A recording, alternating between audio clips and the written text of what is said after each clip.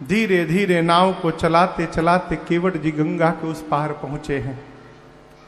और आप दर्शन करिए, सबसे पहले सीता मैया उतरी, फिर रघुनाथ जी उतरे, फिर निषाद राजगुह उतरे, फिर लक्ष्मण भैया उतरे, और सबके उतरने के बाद अंत में केवट भैया उतरे। और उतरने के बाद मालूम है केवट जी क्या करे, क्या किए? केवट उतरी दंडवत की केवट भैया ने उतरने के बाद सबसे पहला जो काम किया, आत्मसमर्पण कर दिया, प्रणिपात हो गए। पहले क्यों नहीं प्रणाम किया? ये 5 घंटे बाद प्रणाम।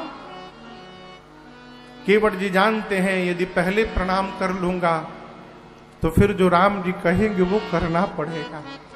नहीं नहीं, मैं पहले अपनी वाली करूंगा, पांव पखारूंगा, पूरे परिवार के साथ पितरों का उद्धार कर लूंगा, मेरे वाली हो जाएगी, उसके बाद राम जी को प्रणाम करूंगा। और वही किए, गिर गए चरणों में। आप मानस पढ़िएगा, मानस में 2 बार ऐसी घटना घटी है कि जब किसी ने भगवान को प्रणाम किया और भगवान ने उसको उठाया नहीं, क्योंकि राम जी देरी नहीं करते, राम जी तुरंत उठाते हैं। तुरंत उठाए करुणा पुंजा, भगवान का स्वभाव है। हमारे में और भगवान में इतना ही अंतर है, हम अपने सामने किसी को खड़ा बर्दाश्त नहीं करते, भगवान अपने सामने किसी को गिरा हुआ बर्दाश्त नहीं करते। लेकिन आज प्रभु ने हमारे केवट भैया को उठाया नहीं। क्यों नहीं उठाया? राम जी सोचे ये पुत्र है, इसने कह दिया कि प्रभु कुछ नहीं मांगूंगा। इस घर में छोटे छोटे बच्चे हैं, मैंने देखा है, घर में कुछ है नहीं। इसका कठौता बता रहा था कि इस घर में दाने दाने की आफत है। उठाऊंगा तो आज मैं दूंगा क्या इनको? मेरे पास देने के लिए कुछ है नहीं। आज मारे संकोच रघुनाथ जी ने उठाए। और आप दर्शन करिए, प्रभु के मन के भाव को मेरी मां किशोरी जी जान गई।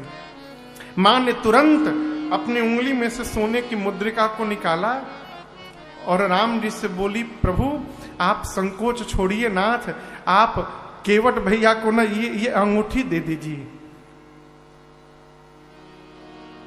राम जी बोले, आपने अपने हाथ में से निकाल लिया?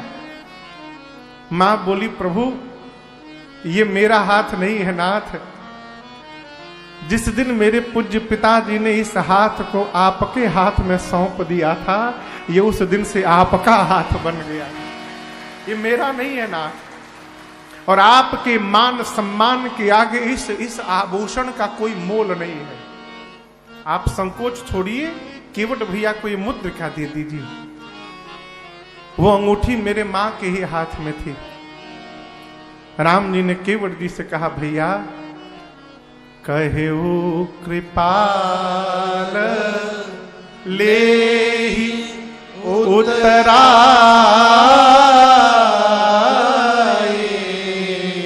यहां 2 भाव, एक तो भगवान के सोचे कि केवट जी बोले कि हमसे नहीं लेंगे, उतराई।